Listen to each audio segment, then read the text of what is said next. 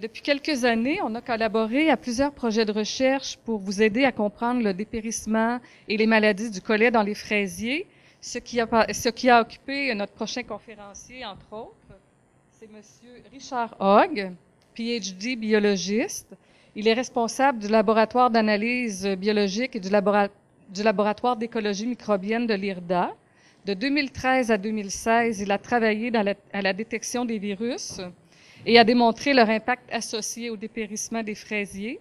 Il a aussi dirigé des projets pour la détection des champignons pathogènes touchant le collet. Aujourd'hui, il va faire le point sur les maladies du collet des fraisiers. Merci Marie. Je pense que je vais t'imiter, ça va m'aider un peu. Alors, bon après-midi à tous et à toutes. Alors, je remercie évidemment le comité organisateur là, de l'opportunité qu'il me donne de vous présenter le petit bilan des résultats là, que nous avons obtenus depuis 2014 en appliquant des méthodes moléculaires de détection de champignons pathogènes au collet du fraisier. Au cours de cette conférence, je vais présenter là, les résultats de 3 projets, en fait, pour lesquels des collets de fraisier avaient été analysés. Ces 3 projets avaient des objectifs propres, mais il y avait des objectifs qui étaient communs, entre autres, à savoir réaliser là, la détection classique et la détection moléculaire de champignons pathogènes là, dans le collet du fraisier et de différencier les symptômes et les champignons pathogènes entre eux. Chacun des 3 projets avait également une pathologie, en fait, spécifique du fraisier qui soulevait là, des ambiguïtés diagnostiques lorsqu'on examine les collets. Un premier projet là, ciblait la confirmation diagnostique du Phytophthora cactorum, qui est l'agent causal du cœur rouge, alors qu'un deuxième projet visait à différencier les espèces de Colletotrichum, là, comme Patrice nous l'a présenté ce matin, agent causal là, de l'anthracnose. Et finalement, au cours d'un troisième projet, nous avions détecté un complexe de champignons pathogènes là, qui pouvaient être présents dans les collets et les racines des fraisiers en dépérissement. Évidemment, aujourd'hui, j'ai le plaisir de vous présenter les résultats, mais je serais aucunement ici là, si ce n'était pas du travail, de l'excellent travail, en fait, de plusieurs personnes. Donc, je voudrais souligner ici l'expertise et la généreuse contribution là, qu'ils peuvent avoir en tant que collaborateurs et collaboratrices là, à faire progresser les travaux. J'aimerais souligner mon équipe technique là, au laboratoire d'analyse biologique à l'IRDA, donc plus spécialement là, Nathalie Daigle qui a beaucoup interagi sur les projets que je vais vous présenter aujourd'hui. Il y avait également les agronomes du MAPAC, là, Liette Lambert et Stéphanie Tellier, entre autres, qui sont en fait les instigatrices là, des 3 projets que je vais aborder avec vous aujourd'hui et qui se sont beaucoup investis là, dans la coordination, la recherche de financement, la mise en œuvre des projets.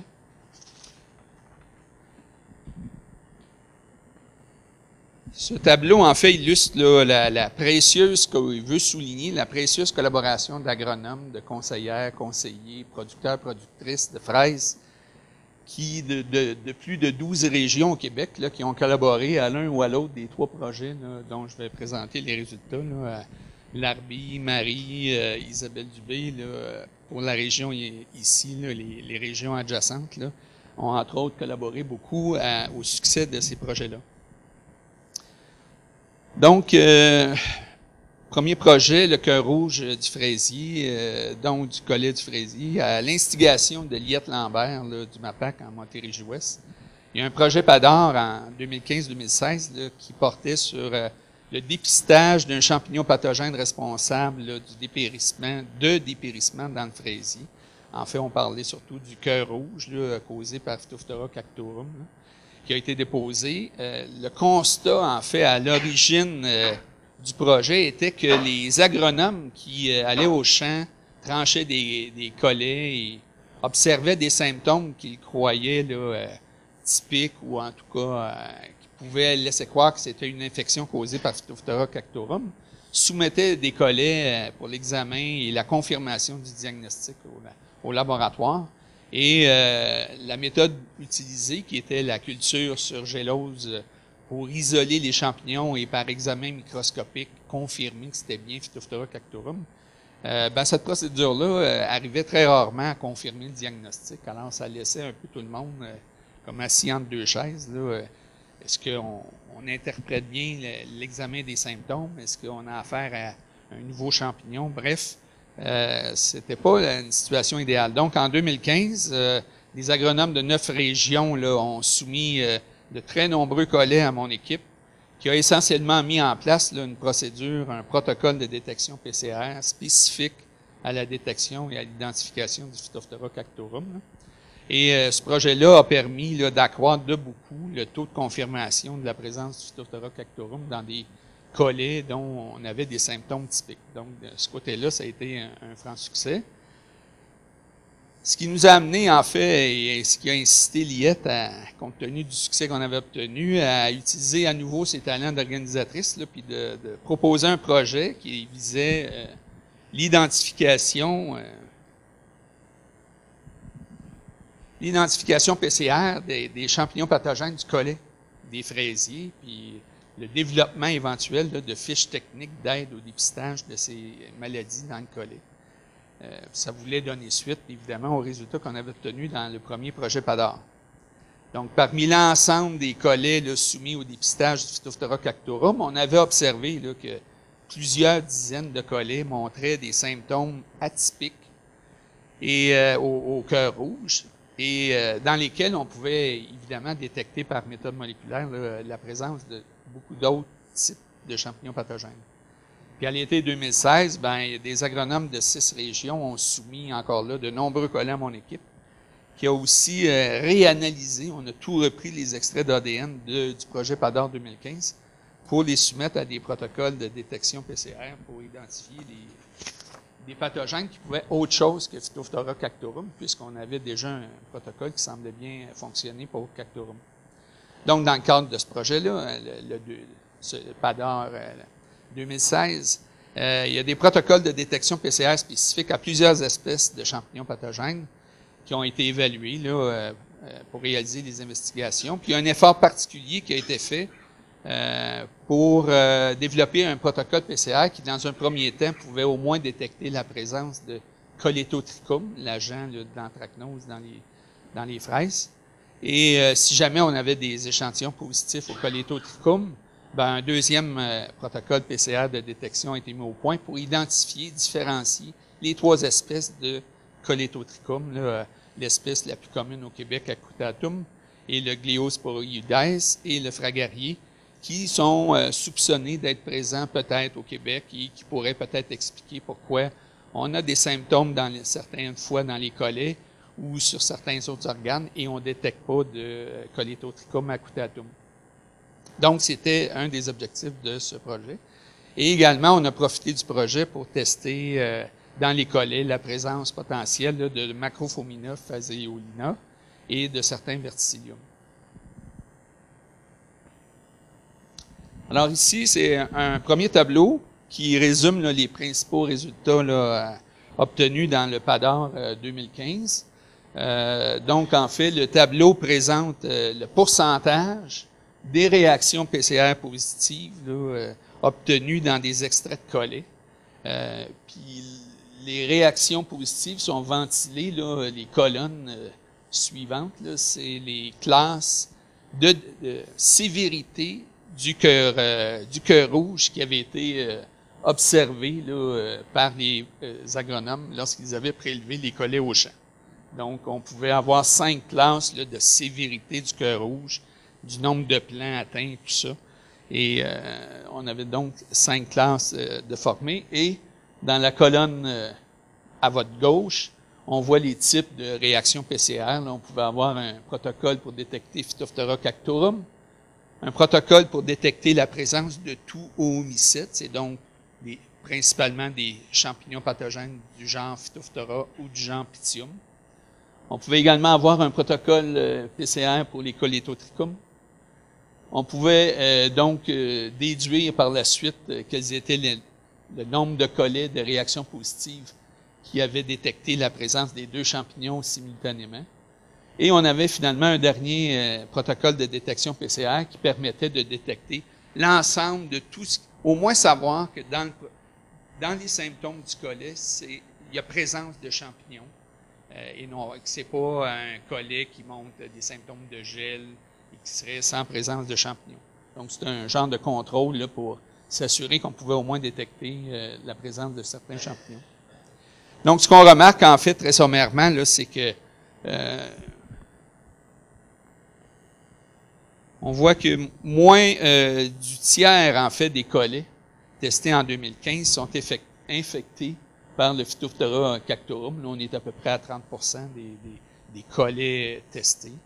Il y avait moins de 8%, là, en fait, des collets qui étaient infectés par le Colletotrichum, qui s'est avéré par la suite confirmer un Colletotrichum acutatum. Et moins du tiers des collets testés en 2015 n'étaient pas infectés par un champignon. Donc, dans les faits, ce que ça confirmait tout simplement, c'est que plusieurs des symptômes qu'on avait observés dans les collets étaient probablement dus à des stress abiotiques, là, soit du gel ou d'autres types de stress, là, mais c'était pas nécessairement des symptômes de champignons pathogènes.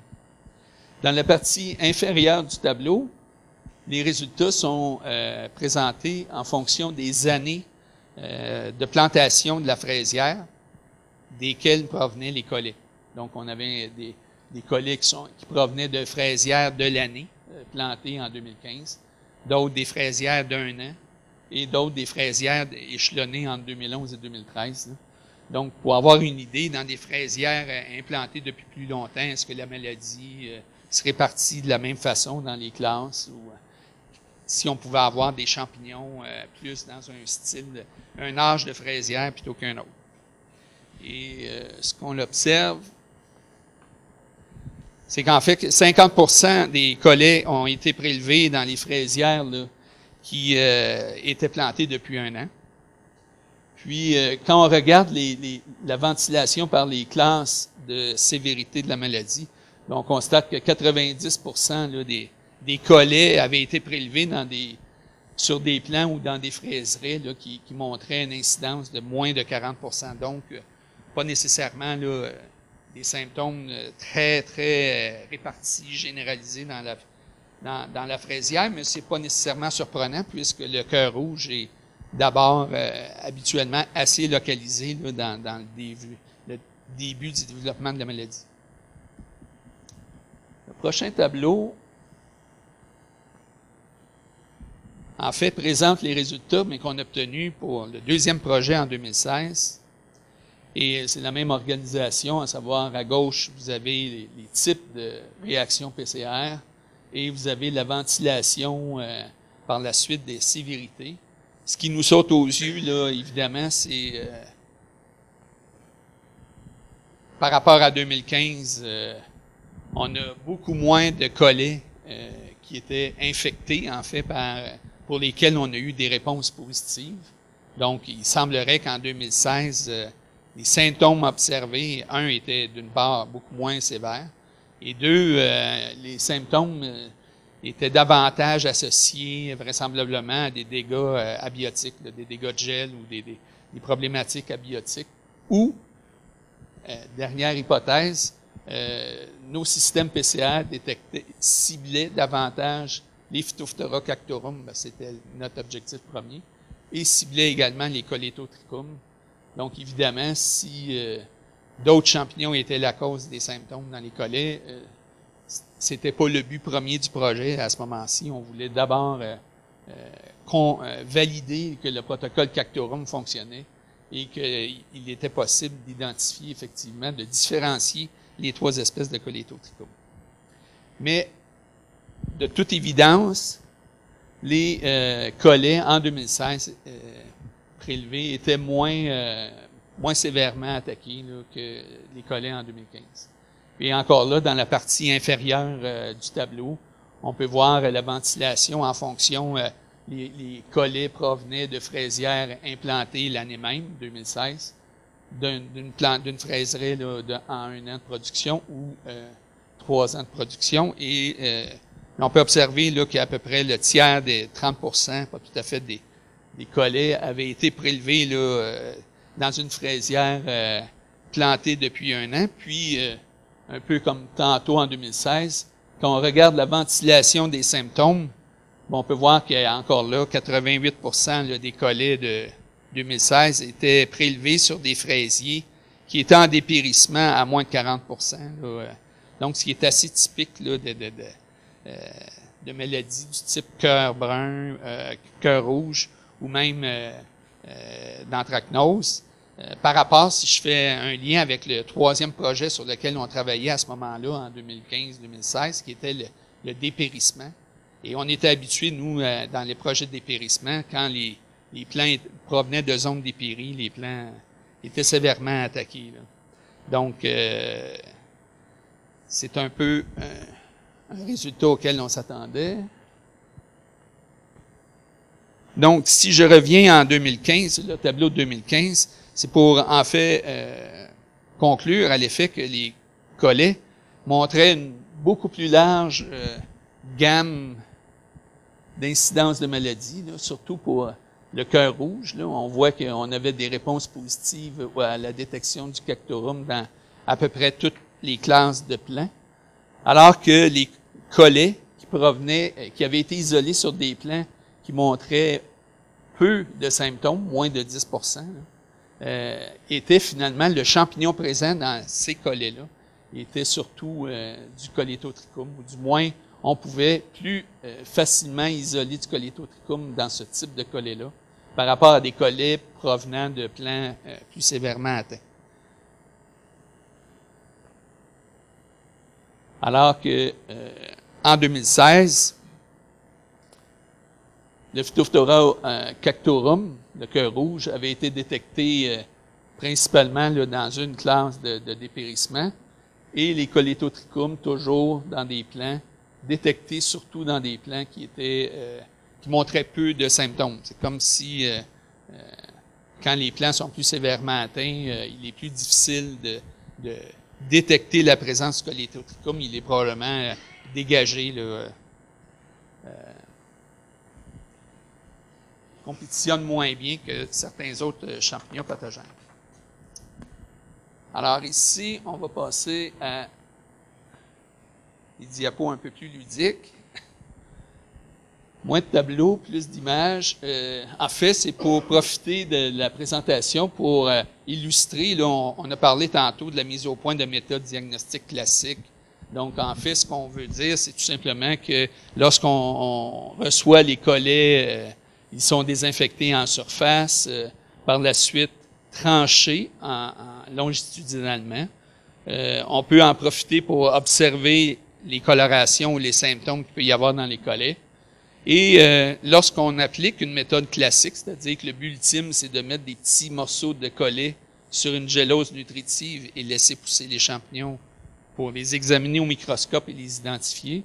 L'avantage de cette technique, c'est qu'on peut, dans le collet, privilégier certaines zones. Un exemple, la zone vasculaire versus une zone ici plus centrale dans la moelle du collet. Et sachant que certains champignons vont infecter une zone plutôt qu'une autre, on peut faciliter la détection éventuellement. Ici, c'est les premières étapes restent les mêmes pour un diagnostic moléculaire. Donc, il faut trancher les collets. Il faut les découper en petits morceaux. Et la différence, c'est que les méthodes moléculaires, évidemment, nécessitent qu'on extrait l'ADN. Il faut aller chercher les gènes du champignon présents dans le collet. Donc, pour faire ça, on broie les morceaux de collet. On utilise des petites billes d'acier dans un petit tube. On remplit le tube avec les morceaux et on met ça dans une machine broyeur. Et les ADN sont extraits. Par la suite, on utilise la technique d'amplification PCR. J'ai malheureusement pas le temps d'aller dans le détail pour ce qui est d'expliquer la méthode, mais bref, à partir d'une ou de quelques copies de gènes du pathogène présent dans les collets, on peut, grâce à la technique d'amplification PCR, à partir d'une copie, en créer des millions de copies. Ce qui facilite évidemment à la fin la détection, parce que là, on se retrouve avec des millions de copies. Et les copies peuvent être détectées directement dans le petit appareil ici et on obtient un chiffre de détection, ou on peut aussi utiliser une électrophorèse en gel d'agarose. Et la présence du pathogène est illustrée par les petits fragments d'ADN amplifiés. Et ici, on a un contrôle, des contrôles positifs ici et un contrôle négatif.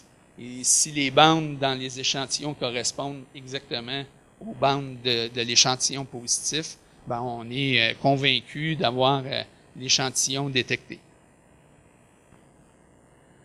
Ici, on a les 3 prochaines diapositives vont présenter des illustrations, en fait des photos de collets pour lesquels la détection a montré qu'il y avait présence de Phytophthora cactorum. On en a plus de 70 de ces photos-là.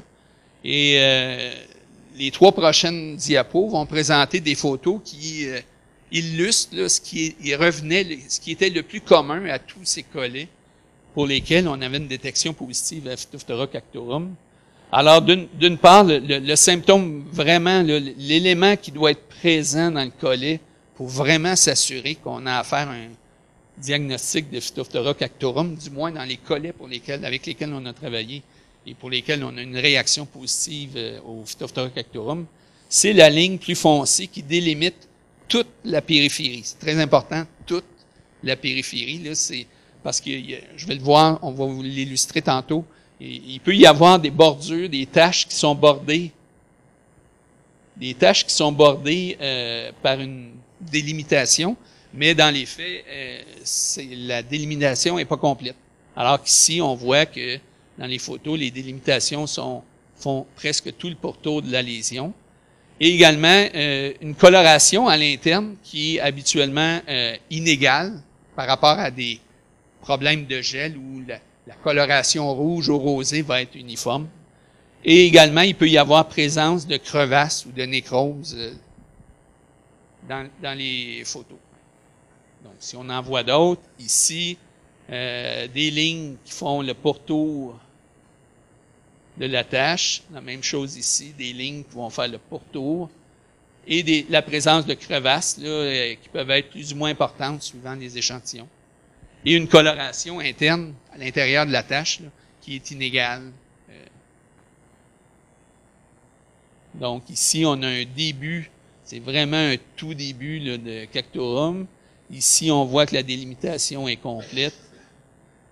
Ici, on avait une délimitation complète en haut, mais ici, c'est une tache qui est justement pas une zone parfaitement délimitée, donc c'est une co-infection avec un autre agent pathogène. Les prochaines diapos illustrent qu'est-ce qui n'est pas, en fait, un symptôme typique dans des collets pour lesquels il n'y a eu aucune détection de Phytophthora cactorum. Donc, évidemment, il y a des cas plus sévères que d'autres, mais on ne retrouve pas les fameuses délimitations et la coloration à l'intérieur des taches est beaucoup plus uniforme, plus foncée. Alors là, aucune délimitation réelle là, dans les taches. On voit que c'est délimité dans ce sens qu'il y a une différence entre le jaune clair et le rouge, mais il n'y a pas la fameuse bordure là, très commune là, qu'on voyait tantôt avec les échantillons de Cactorum. Ici, vous avez un cas de positif où vous voyez la fameuse délimitation là, foncée.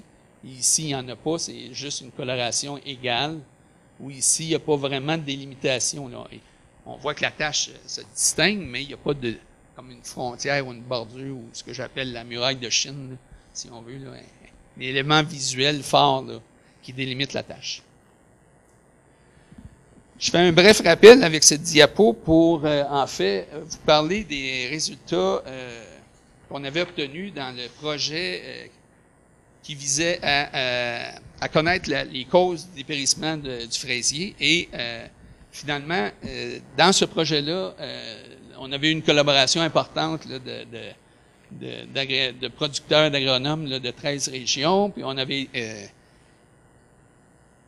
avait étudié 384 échantillons. Puis au total, si je regarde spécifiquement dans ce projet-là, les collets qui ont été analysés, ben on constate qu'il y a seulement 2 collets parmi 384 échantillons testés pour lesquels on a détecté la présence de Phytophthora cactorum. De sorte que dans des cas clairs, précis de dépérissement du fraisier, c'est donc, les symptômes ne sont pas du tout les mêmes, la prévalence du champignon n'est pas du tout associée à des cas de dépérissement, ça se veut presque anecdotique. Par contre, ce qu'on retrouvait dans les collets de façon plus fréquente, puis autant dans des plants de zones saines ou des zones dépéries, des champignons associés aux pourritures de racines, là, Acremonium, Fusarium, Rhizoctonia, Cylindrocarpon. Donc, des champignons associés aux pourritures brunes, pourritures noires des racines. On peut voir aussi que les symptômes sont quand même assez différents, là, des symptômes de plants là, qui montraient des collets avec détection de Phytophthora cactorum, des feuilles brunes, affaissées, générales, alors qu'un plant en dépérissement, habituellement, avait des feuilles de coloration beaucoup plus variées. C'est pas toutes les feuilles matures qui sont affaissées. Il y a comme une gradation dans l'affaissement des plants. Donc, en conclusion, cœur rouge, définitivement une délimitation périphérique de la tache, couleur inégale de la tache et le contour beaucoup plus foncé. Présence souvent de crevasses, nécroses, là, qui peuvent être perçues dans des stades avancés de la maladie. Puis habituellement, la tache est perçue dans les parties basses ou médianes du collet, alors que des taches causées par des colétotrichums, dont le colétotrichum acutatum, ceux qu'on a détectés dans les collets sont beaucoup plus associés à des parties supérieures du collet. Je vais rapidement passer sur cet aspect-là, parce que mon temps s'écoule très rapidement. Le projet pour l'identification, différenciation des 3 espèces de colétotrichum, en fait, c'est à l'initiative de Stéphanie Tellier, la capitale nationale, l'agronome au MAPAC, qui a lancé un projet là, visant l'identification et différenciation des espèces de colétotrichum qui causent l'anthracnose du fraisier par un dépistage moléculaire. Ça voulait soumettre différents organes du fraisier, là, les collets, stolons, feuilles, pétioles, fleurs, fruits, à la détection PCR. Et également, on voulait non seulement avoir en cours de saison appliquer la détection moléculaire aux champignons pathogènes, mais on voulait également voir est-ce qu'il est possible d'utiliser l'approche PCR pour détecter la présence des champignons dans des plants qu'on vient d'acheter ou qu'on vient de recevoir des pépiniéristes, donc de très jeunes plants qui vont s'apprêter à être plantés. Est-ce qu'il est possible de détecter dans ce type de plants-là? Et donc, souvent des plants asymptomatiques. Ou si on peut se servir du même protocole pour détecter l'anthracnose dans des plants, dans des collets ou des organes de plants, mais pour lesquels l'anthracnose avait été détectée l'année d'avant. On a gardé la fraisière en production. Puis là, les plants qui poussent de l'année suivante, est-ce qu'on peut détecter rapidement le colétotrichum pour évaluer si la maladie s'est accrue ou si les régies de lutte sont efficaces ou pas.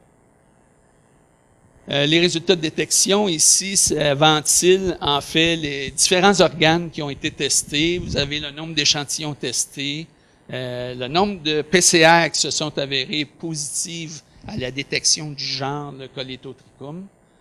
Par la suite, vous avez les qPCR qui ont été utilisés pour confirmer que le colétotrichum positif était un acutatum. Et donc, vous avez ici, la dernière ligne, en fait, le nombre de détections du colétotrichum, nombre de collets pour lesquels on avait un colétotrichum positif.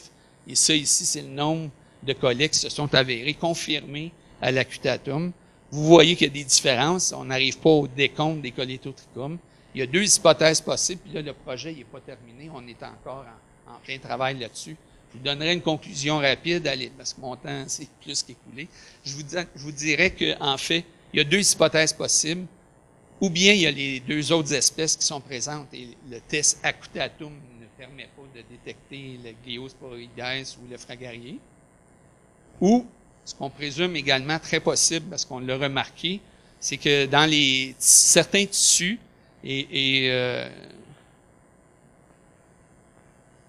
certains tissus le taux de confirmation est assez élevé par rapport au nombre de résultats qu'on s'attendait à rechercher, alors que d'autres, c'est franchement là, pas très glorieux. Là. Mais on sait que pour ces tissus-là, feuilles et pétioles et tiges, tout ce qui est tissu vert, mais de feuilles, de tiges, il y a des contaminants lorsqu'on extrait l'ADN qui vont inhiber le processus de PCR et présentement, nous sommes à travailler fort là, à améliorer notre protocole d'extraction d'ADN.